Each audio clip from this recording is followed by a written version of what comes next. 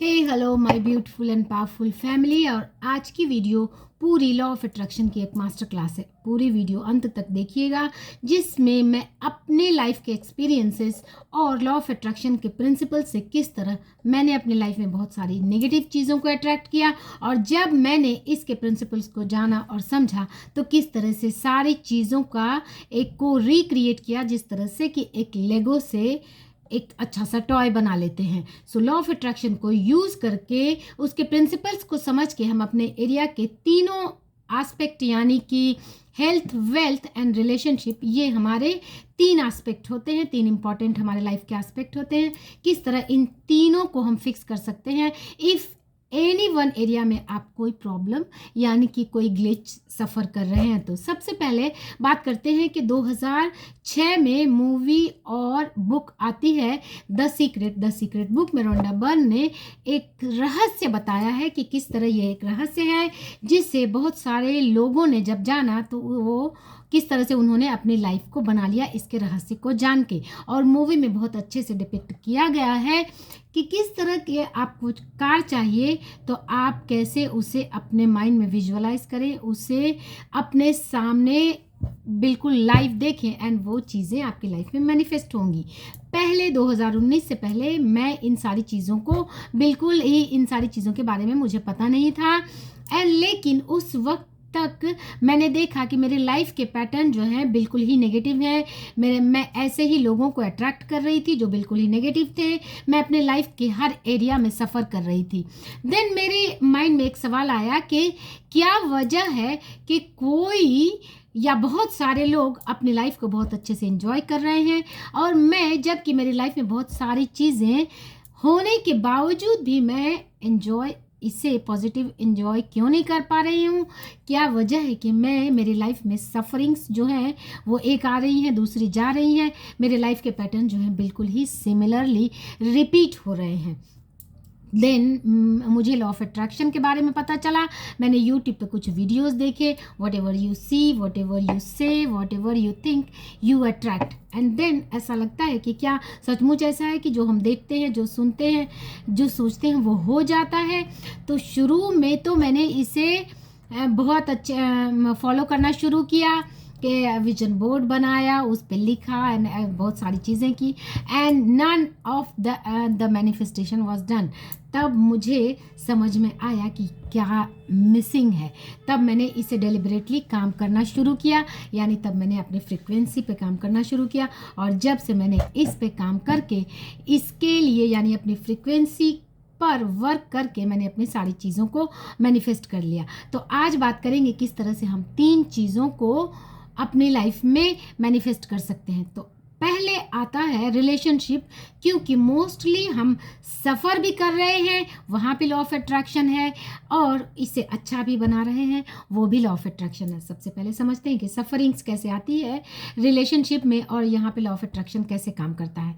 हम एक के सामने वाले इंसान में कोई ना कोई निगेटिविटी दिखती है एंड हम उसे वही वाइब्रेशन फिर देते हैं, यानी अपने माइंड में एक बहुत ही डिस्टॉर्टेड इमेज बना लेते हैं एंड साथ ही ब्रह्मांड को भी ये संदेश देते हैं कि सामने वाला इंसान, इसमें ये सारी नेगेटिव क्वालिटीज़ है। ऐसे लोगों से हम वही सारी नेगेटिव क्वालिटीज़ को हम डिस्कस करते हैं, अपने माइंड में एक डिस्टॉर्टेड नेगेटिव इमेज क्रिएट कर लेते हैं और वही चीज़ें हमारी लाइफ में फिर मैनिफेस्ट होती हैं। एंड उसके बाद सिलसिला शुरू होता है कंप्लेंट्स का, और फिर चीज़ें कभी कभी बहुत ज़्यादा बिगड़ जाती हैं, कैंसिल। तो इसे कैसे फिक्स किया जा सकता है? तो सबसे पहले ये समझ लें कि लॉ ऑफ अट्रैक्शन को रिलेशनशिप में सबसे ज़्यादा, सबसे इजीली हम चाहें तो रिलेशनशिप में इसके को अप्लाई करके हम इसके पॉजिटिव रिजल्ट्स देख सकते हैं। मैंने खुद अपने लाइफ में बहुत सारे रिलेशनशिप पर इसको अप्लाई किया है एंड इसके ट्रिमेंडस रिजल्ट देखे हैं। साथ ही बहुत सारे टेस्टिमोनियल्स मेरे सामने हैं। मैंने बहुत से लोगों की सक्सेस स्टोरीज़ मेरे पास है। मैंने उन्हें जो बताया उन्होंने फॉलो किया और वो चीज़ें उनकी लाइफ में फिर मैनिफेस्ट हुई। क्योंकि लॉ ऑफ अट्रैक्शन में आपको सिर्फ अपने वाइब्रेशन को सामने वाले इंसान के माइंड में भेजना होता है, बाकी सारी चीज़ें उसमें इन्वॉल्व नहीं होती। ये मोस्टली लेडीज़ की सोच होती है कि अगर हस्बैंड वाइफ का रिश्ता ख़राब है तो माँ ने किया है, या फिर ऑफिशियल स्ट्रेस होगा एट्सेट्रा, और ये सारी चीज़ें आपके माइंड में होती है। आप अपने माइंड से उनके माइंड में, या किसी भी रिलेशनशिप में हो, उनके माइंड में आप डायरेक्ट अपने वाइब्रेशन भेजेंगे, आपको वही चीज़ें मैनिफेस्ट होंगी। इसका बेस्ट एग्जांपल है किस तरह से होपोनोपोनो प्रेयर यूज़ करके डॉक्टर ह्यूलन ने वायलेंट मरीज़ों को ठीक किया, बिना पेशेंट से मिले देखे, सिर्फ उनकी फाइल्स देखकर, क्योंकि वो कहते हैं कि शिकायत मुझे है तो हीलिंग की ज़रूरत भी मुझे है। यानी कि रिलेशन तभी ख़राब होता है जब सामने वाले में हम इम्परफेक्शंस यानी नेगेटिविटी देखते हैं, जबकि यूनिवर्स की नज़र से कोई भी इंसान इम्परफेक्ट या नेगेटिव नहीं होता। हम उसके पॉजिटिव एस्पेक्ट को नहीं देखते हैं, उसके नेगेटिव एस्पेक्ट को देखते हैं। वही चीज़ें हम अपनी लाइफ में मैनिफेस्ट कर लेते हैं। यानी कि अगर आपके माइंड में पिक्चर आम की बनी है तो आपको सामने से इमली बिल्कुल नहीं दिखाई देगा। तो आपको ज़रूरत है अपने माइंड में पिक्चर को क्लीन करने की। वो जो डिस्टॉर्टेड इमेज आपने बनाई है, उस इमेज को क्लीन करने की। फिर आप देखेंगे कि रिश्ता कैसा भी हो, इंसान कैसा भी हो, वो बिल्कुल ही बदल जाता है। मैंने तो इसके लाइव एग्जाम्पल्स कई देखे हैं, तभी मैं ये बात आपसे कर रही हूँ। अब बात आती है हेल्थ की। हेल्थ में भी यहाँ पर जो बहुत सारे लोग डिजीज़ेज़ को, एलिमेंट्स को अट्रैक्ट करते हैं, यहाँ पे लॉ ऑफ अट्रैक्शन बहुत अच्छे से काम करता है।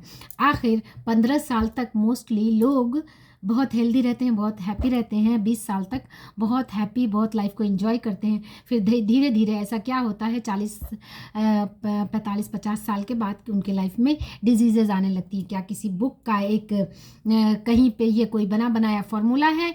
अब ऐसे हज़ारों लोग हैं जो 80 प्लस हैं, 70 प्लस हैं, डिजीज़ फ्री हैं।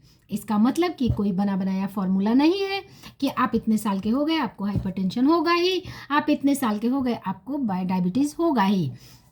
ये सारे मिथ हम अपने माइंड में क्रिएट करते हैं और वो चीज़ें हमें देखने को मिलती हैं। यहाँ पे शुरुआत तब होती है कि हम अपनी जैसे जैसे उम्र बढ़ते जाती है, बहुत सारी चीज़ें हम डील करते हैं, इससे हमारी वाइब्रेशन यानी हमारी फ्रीक्वेंसी लो होते जाती है। रिलेशनशिप के एरिया हो या फिर कि फाइनेंशियल ग्लिचेज आ रही हों, वो सारी चीज़ें धीरे धीरे हमारी फ्रीक्वेंसी को लो कर देती है। यानी एंड फ्रीक्वेंसी का लो होना एनर्जी का लो होना है, and lowering of energy is disease. यही रीज़न है कि मोस्टली 30 साल से पहले मोस्टली लोग हेल्दी होते हैं, एंड 40-50 साल के पार ही आपने देखा होगा कि ये जो मोस्टली मैं ये वर्ड यूज़ कर रही हूँ कि ज़्यादातर लोग उसके बाद ही डिजीज़ को अट्रैक्ट करते हैं। एंड ऐसी भी मिथ है कि जिसे diabetes, hypertension and cholesterol syndrome बनाते हैं, जिसको एक हो गया उसे दूसरा होने की संभावना बढ़ जाती है। ये सारी चीज़ें किस बुक में लिखा है? And modern science, medical science भी ये चीज़ें प्रूव कर चुका है कि बॉडी का कोई एक पार्ट यानी कोई एक डिजीज़ सीधे उस पार्ट में नहीं होती। यानी कि आपके बॉडी ऑल ओवर एक फ्रीक्वेंसी है। कोई एक चीज़ें अगर डैमेज हुई हैं तो वो दूसरे से भी इंटरकनेक्टेड है। तो it's directly connected to frequency and vibration, जिसे कहते हैं क्वांटम बॉडी। हमारी बॉडी एक एनर्जी बॉडी है एंड एक फिजिकल बॉडी है, एंड जैसे जैसे एनर्जी घटती जाती है and lowering of energy is disease. तो काम करना है सिर्फ और सिर्फ फ्रीक्वेंसी पर। हम क्या करते हैं? काम करते हैं दवाइयों पर, काम करते हैं डॉक्टर पे, और जो हमारी फ्रीक्वेंसी है उसको भूल जाते हैं। उसके नाम पर ज़्यादा से ज़्यादा लोग सिर्फ इतना ही करते हैं कि कहीं जाकर थोड़ा बहुत वर्कआउट कर लेंगे, थोड़ा एक्सरसाइज कर लेंगे, बट उनके माइंडसेट वैसे ही रहते हैं। यही वजह है कि एक समय के बाद वो चीज़ें ठीक नहीं होती। कोई एक अगर एक डिजीज़ हो गया, जैसे कि हाइपरटेंशन के बारे में कहा जाता है कि हाइपरटेंशन अगर किसी को हो गया तो उसकी दवाइयाँ सारी ज़िंदगी खानी पड़ती है, क्योंकि हाइपरटेंशन एक पैटर्न है, आपके माइंड का एक पैटर्न बन चुका है। अब वो ही चीज़ें आपके लाइफ के एक पैटर्न है, और आपने देखा होगा कि जो हाइपरटेंशन के पेशेंट्स हैं वो मोस्टली उनके हाव भाव देखकर उनके एक्सप्रेशंस को देखकर ही आप अंदाज़ा लगा सकते हैं। वो चिड़चिड़े होंगे, वो बहुत ज़्यादा ओवर रिएक्ट करेंगे, उन्हें गुस्सा बहुत जल्दी आएगा, उन्हें फ्रस्ट्रेशन बहुत जल्दी होगा। एंड ये सारी चीज़ें कहीं ना कहीं हाइपरटेंशन की तरफ लेकर जाती हैं। एंड अब बात आती है मनी की। मनी किस तरह से कुछ लोग हैं कि चाहते हैं अमीर होना, मनी मैनिफेस्ट करना कौन नहीं चाहता, लेकिन क्या वजह है कि हम नहीं कर पाते?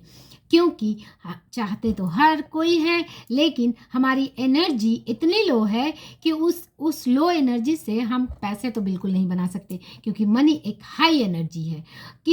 आप क्रिप करेंगे, आपकी एनर्जी लो होगी। आप शिकायत करेंगे, आपकी एनर्जी लो होगी। आप एंगर करेंगे, आपकी एनर्जी लो होगी, क्योंकि ये सारी चीज़ें लो वाइब्रेशन के इमोशंस हैं। एंगर, फ्रस्ट्रेशन एंड डिसअपॉइंटमेंट्स, ये सारी चीज़ें आपकी एनर्जी को लो कर रही हैं। एंड लो एनर्जी के साथ आप मनी जैसी हाई एनर्जी वाली चीज़ें बिल्कुल ही मैनिफेस्ट नहीं कर सकते। तो अगर आपको लॉ ऑफ अट्रैक्शन से मनी मैनिफेस्ट करना है, तो सबसे पहले ये जो लो वाइब्रेशन के इमोशंस है, इससे ऊपर उठ के आपको अपनी फ्रीक्वेंसी यानी वाइब्रेशन पे काम करना होगा। यही सारे फॉर्मूला मैंने अपने लाइफ में अप्लाई किया है एंड सारी चीज़ों को मैनिफेस्ट किया है। सो उम्मीद है आपको लॉ ऑफ अट्रैक्शन का ये वीडियो बहुत पसंद आया होगा, क्योंकि इसमें मैंने सारी चीज़ों को डील किया है और कोशिश किया है कि ये बहुत ही आसान भाषा में आपको समझ में आए। तो अगर हेल्थ, वेल्थ, रिलेशनशिप, तीनों चीज़ों को आप लॉ ऑफ अट्रैक्शन से मैनिफेस्ट करना चाहते हैं, काम करें सिर्फ और सिर्फ अपनी फ्रीक्वेंसी पर। ना किसी इंसान को बदलने की कोशिश करें, ना ही उसके बारे में बुरा सोचें, ना ही पैसा क्यों नहीं आ रहा है, मेरे पास क्या नहीं है, इन सारी चीज़ों से हट के मुझे पैसे बनाने हैं, तो उसके लिए क्या क्या करना है, स्टेप्स लेने हैं। अगर उसमें चैलेंजेस आता है तो उस चैलेंज को कैसे कोप अप करना है, उस पर काम करना है। रिलेशनशिप में अगर आपको कुछ नेगेटिव दिख रहा है, तो बस आप अपने आप को क्लीन करना शुरू कर दें, अपने वाइब्रेशन को अपलिफ्टेड रखें। एक हैप्पी इंसान के सारे रिश्ते अच्छे होते हैं, तो पूरी एफर्ट लगाएं अपने आप को हैप्पी जॉयफुल स्टेट में रखने पर। फिर सारी चीज़ें लॉ ऑफ अट्रैक्शन मैग्नेट की तरह आपके लिए काम करने लगेगा। Thanks for watching. और अगर आपको मेरी वीडियोस अच्छी लगती है तो इसे सारे सोशल मीडिया पर शेयर करें, अपने ग्रुप्स में शेयर करें एंड सब्सक्राइब करें मेरे चैनल को। जुड़े मेरे साथ अपने लाइफ को 360 ग्रोथ की ओर ले जाने के लिए।